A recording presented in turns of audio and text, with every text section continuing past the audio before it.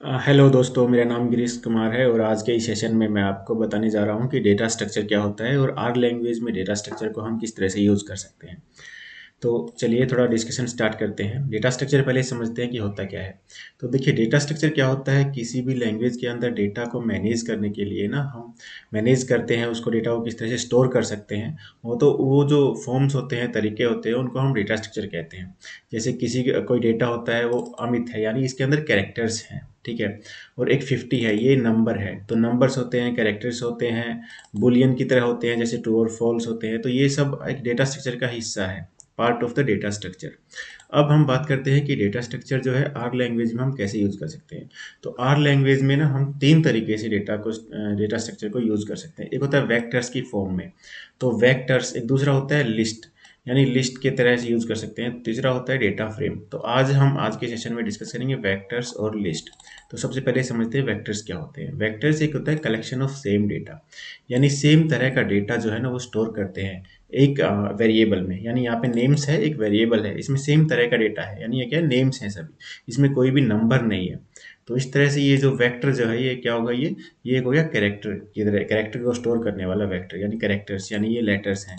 इसके अंदर हम नंबर्स को जो है स्टोर नहीं करते हैं। एक होता है मार्क्स। जैसे मार्क्स क्या होते हैं, इसके अंदर केवल इंटीजर्स हैं, नंबर्स हैं। तो इसके अंदर कोई कैरेक्टर डेटा टाइप नहीं है, जैसे नेम नहीं है इसके अंदर कोई, तो इसके अंदर ओनली नंबर्स हैं। तो ये क्या हो गया, ये एक न्यूमेरिक वेक्टर हो गया, ठीक है। तो ये अलग अलग तरह के वेक्टर होते हैं, ये हम यूज़ करते हैं। चलिए इसको हम एक बार जो अपना आर स्टूडियो है उसके अंदर हम इनका टाइप्स चेक करते हैं एक बार। तो ये देखिए यहाँ पे सबसे पहले वेरिएबल हो गया नेम्स, यानी नेम के अंदर कुछ नेम्स हैं, अमित, राहुल, मुकेश, अनिकेत और शाहिल, ठीक है। तो अब हम नेम्स को प्रिंट करें तो डायरेक्ट हम नेम्स ही लिख सकते हैं यहाँ पे, डायरेक्ट नेम्स, ठीक है। मार्क्स के लिए, यानी हमने पहले ही मार्क्स जो है एक वेरिएबल डिफाइन कर दिया है, मार्क्स, ठीक है। और लॉजिकल जो एक वेरिएबल नाम दे दिया है, ऐसे ही ट्रू और फॉल्स। तो इस तरह से हम इनको प्रिंट कर सकते हैं डायरेक्ट। ये इसमें पाइथन की तरह प्रिंट कमांड लगाने की ज़रूरत नहीं है, direct name of the variable आप टाइप करें, एंटर करें, तो ये रिजल्ट ऐसे देता है। अब इसको हम एक्सेस कैसे कर सकते हैं। मान लीजिए नेम है, नेम्स, नेम्स के अंदर हमको जो है सेकंड नेम है ना, वो हमको एक्सेस करना है, यानी राहुल। तो क्या करेंगे उसके लिए, नेम्स और टू, यानी सेकंड नेम आएगा राहुल। इसी तरह से अगर आप इसमें एक नाम कट करना चाहते हैं, फर्स्ट नेम, ठीक है, तो -1, यानी राहुल, मुकेश, अनिकेत, साहिल, अमित जो है नाम कट हो गया। इस तरह से आप एक्सेस कर सकते हैं ये जो आइटम्स हैं इसके अंदर, जो नेम्स के अंदर, इन आइटम्स को ऐसे एक्सेस कर सकते हैं। इसी तरह से मार्क्स को एक्सेस कर सकते हैं आप। हाँ, लॉजिकल जो वैल्यूज़ हैं इनको भी एक्सेस कर सकते हैं। अब एक और वेरिएबल मैं आपको डिफाइन करता हूँ, नंबर 1, ठीक है। ये एक सिंबल होता है, जैसे लेस देन सिंबल होता है, इसके बाद ये और ये सी, ऐसे हम वेरिएबल जो है ये डिफाइन करते हैं आर लैंग्वेज में। तो सी क्या है, सी एक कंकेटिनेशन है, कॉम्बिनेशन है, यानी ये कंबाइन करता है इन सभी वैल्यूज़ को, जो भी हम इन ब्रैकेट्स के अंदर जो है असाइन करते हैं, इन सभी वैल्यूज़ को कंकेटिनेट करता है, ठीक है। अब एक हो गया 10, 20, 30, 40, 50, यानी हमारे पास 5 वैल्यूज़ होगी num1 में, ठीक है।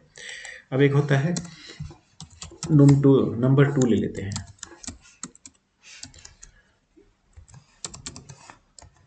अंदर 1, 2, 3, 4, 5, ठीक है। तो 5 वैल्यूज हमने नम टू में ली। अब इनको हम जो है जो प्लस माइनस डिवीजन या मल्टीप्लिकेशन, जो भी अर्थमेटिक ऑपरेटर्स होते हैं वो इसमें हम यूज़ कर सकते हैं, ठीक है।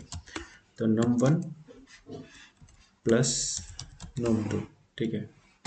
देखिए 11, 22, 32, 33, 44, 55, इसी तरह से num1 इंटू num2, ठीक है। ये हमने मल्टीप्लाई किया, यानी इसने मल्टीप्लाई कर दिया दोनों नंबर्स को। तो इस तरह से हम इनको मैनिपुलेट भी कर सकते हैं, इन नंबर्स को, एडिशन, सब्ट्रैक्शन, मल्टीप्लिकेशन, डिवीजन, ये सब हम कर सकते हैं। तो इस तरह से हम जो है आर लैंग्वेज में जो है वेक्टर्स को यूज़ करते हैं, वेक्टर्स का यूज़ करके, ठीक है। एक दूसरा होता है हमारे पास, एक लिस्ट होता है, लिस्ट की तरह। तो लिस्ट में भी मल्टीपल आइटम्स हम स्टोर कर सकते हैं। जैसे ये एक हमारे पास लिस्ट है, लिस्ट 1 हमने नाम दे दिया। इसके अंदर ये एक ऑलरेडी प्री डिफाइंड एक आप ये कह लीजिए फंक्शन है लिस्ट। तो लिस्ट को हमको डिफाइन करना पड़ेगा यहाँ पे। उसके बाद लिस्ट के अंदर हमको अपनी लिस्ट जो है वो डिफाइन करनी। पहले हमने नेम्स डिफाइन कर दिए, इसके अंदर 5 नेम्स डिफाइन कर दिए हैं। इसके बाद हमने मार्क्स डिफाइन कर दिए यहीं पर। मार्क्स के बाद हमने एज डिफाइन कर दिया है। अब इसको हम देखिए, अब प्रिंट करके देखते हैं इसको।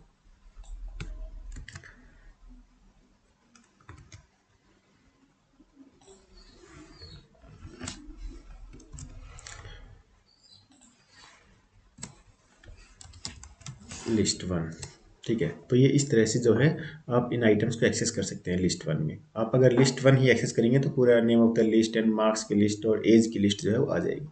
अभी आपको लिस्ट के अंदर क्या होता है, आप लिस्ट के अंदर एक पर्टिकुलर आइटम को भी एक्सेस कर सकते हैं। जैसे क्या होता है, आपको नेम्स के अंदर एक्सेस करना है, नेम्स, ओनली नेम्स चाहिए आपको, ठीक है। आपको ये मार्क्स और एज नहीं चाहिए, तो आप क्या करेंगे, लिस्ट वन, एक डॉलर सिंबल होता है, शिफ्ट के साथ आप 4 दबाएंगे तो डॉलर सिंबल, और अब क्या एक्सेस करना चाहते हैं, मान लीजिए ओनली एज एक्सेस करना चाहते हैं, ठीक है। तो यह क्या आएगी, आपको केवल एज जो है रिफ्लेक्ट होगी। लिस्ट वन के साथ अगर आप डॉलर सिंबल के साथ कोई भी कॉलम आप डिफाइन कर चुके हैं, उसको आप एक्सेस करना चाहते हैं, नेम्स, तो नेम्स, ओनली नेम्स आएंगे। तो इस तरह से क्या होता है, आप लिस्ट के आइटम्स को भी एक्सेस कर सकते हैं, ठीक है। तो ये था आज का हमारा video about vectors and list. तो अगले वीडियो में हम डिस्कस करेंगे जो डेटा फ्रेम है वो कैसे यूज़ कर सकते हैं हम पाइथन के अंदर, सॉरी आर लैंग्वेज के अंदर। Thank you.